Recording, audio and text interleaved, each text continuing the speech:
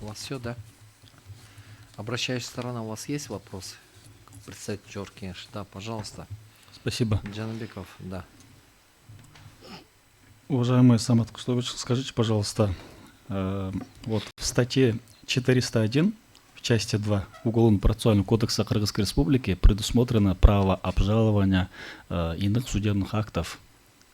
Однако в статье 417 у апелляционной инстанции нет полномочий, то есть получается имеется только исчерпывающий перечень разрешения судебных актов. То есть получается это постановление следственного судьи, приговор и так далее.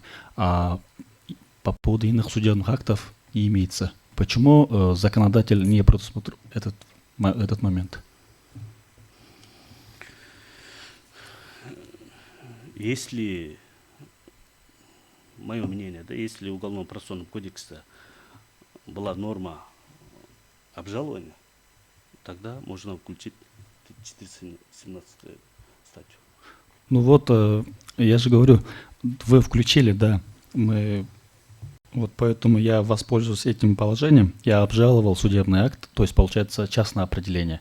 Однако во время судебного заседания суд апелляционной инстанции, сославшись на отсутствие их полномочий, прекратила. Почему вы не предусмотрели полномочия апелляционной инстанции в разрешении изменений или отмене иных судебных актов? Что вы имели в виду под иным судебным актом? Иными судебных решений. 401. Мое мнение таково, что если, например, в других гражданском процессуальном кодексе, административном процессуальном кодексе есть такая норма, можно обжаловать. Если 307 статьи была такая норма, можно включить. Нет, каково ваше мнение относительно, что полномочия апелляционной инстанции, они не имеют права принять решение относительно частного определения. Кроме того, если даже включить частное определение, здесь указано другие судебные решения. Я вот хотел уточнить, под другими судебными решениями, что имел в виду законодатель? Какие судебные решения вы имели в виду? Допустим, это первое частное определение. И еще другие, какие судебные решения? Потому что здесь вы говорите административно-процессуальный, гражданско-процессуальный. То есть в данном уголовно-процессуальном кодексе здесь только уголовное судопроизводство разрешается. И только уголовные, в рамках уголовного судопроизводства судебные акты, я имею в виду. Вот какие судебные акты вы имели в виду?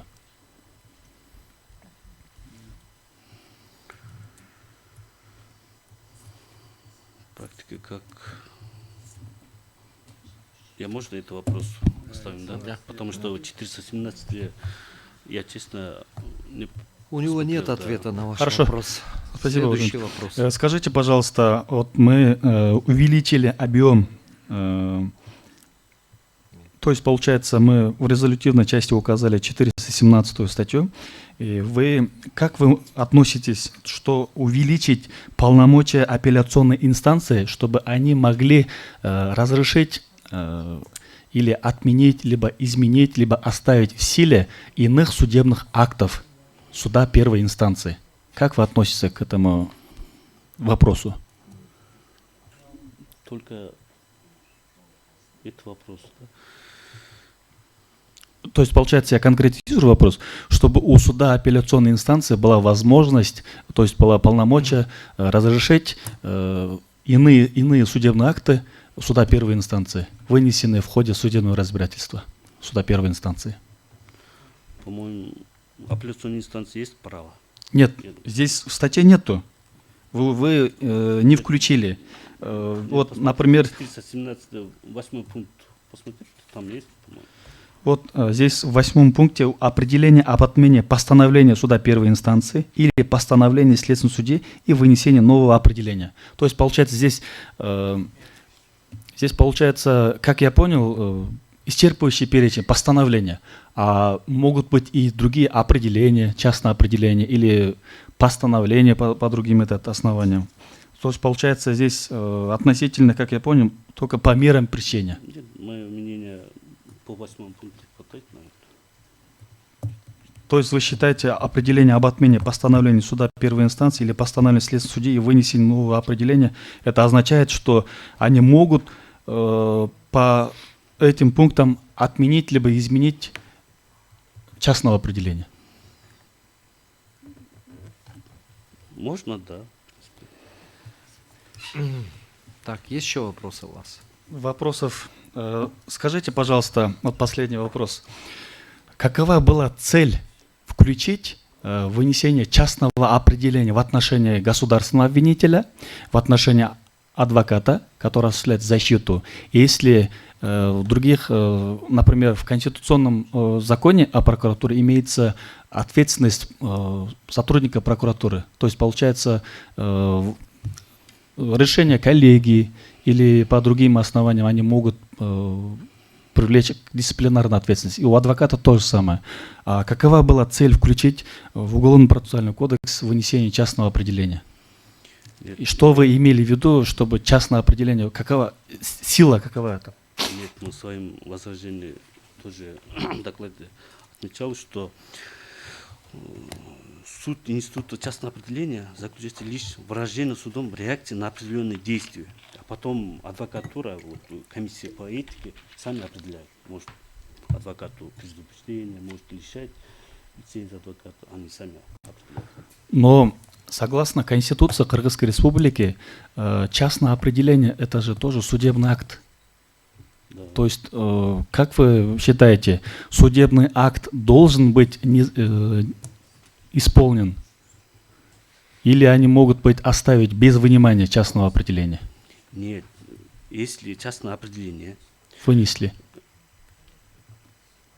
вы прекрасно знаете, что адвокатура, комиссия этики, они как-то принимают решения.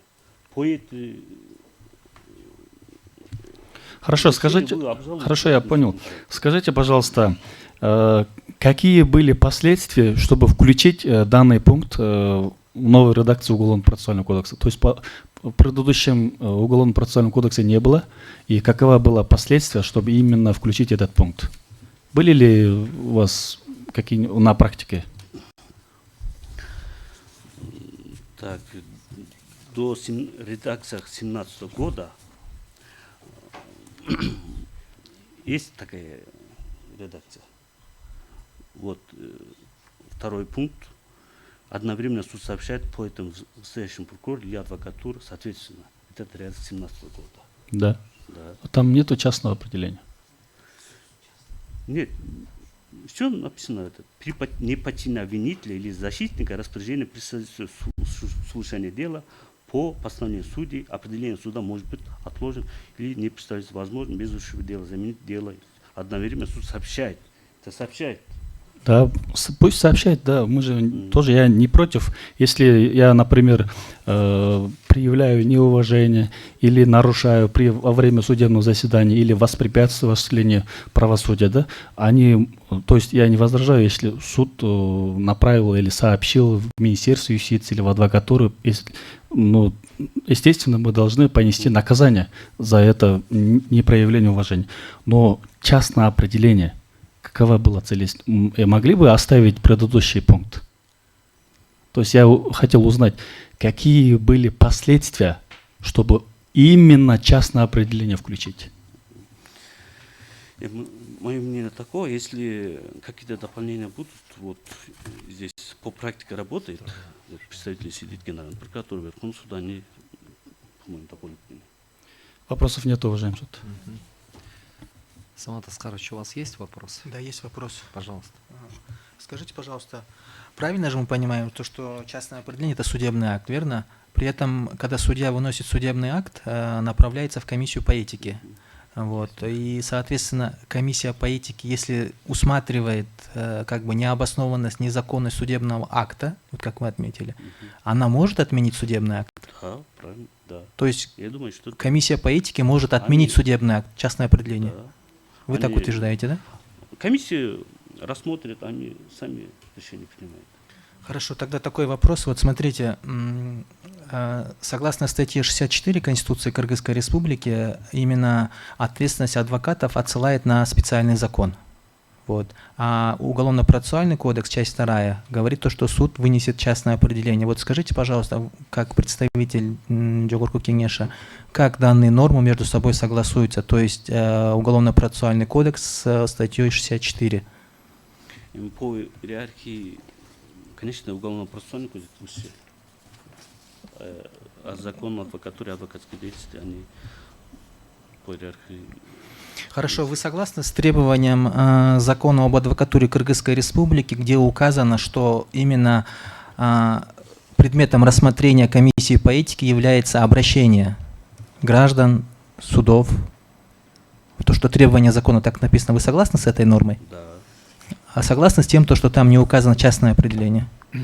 Это частное определение будет считаться обращением для этики, для комиссии. Хорошо, у меня нет вопросов. Уважаемые судьи, есть у вас вопросы? Да? У меня есть вопрос. Вы слышали выступление обращающейся стороны, и вот они задаются конкретным пониманием, вот, скажем, реагирования судьи на те Мгм. явления негативные, которые происходят в ходе судебного заседания, да?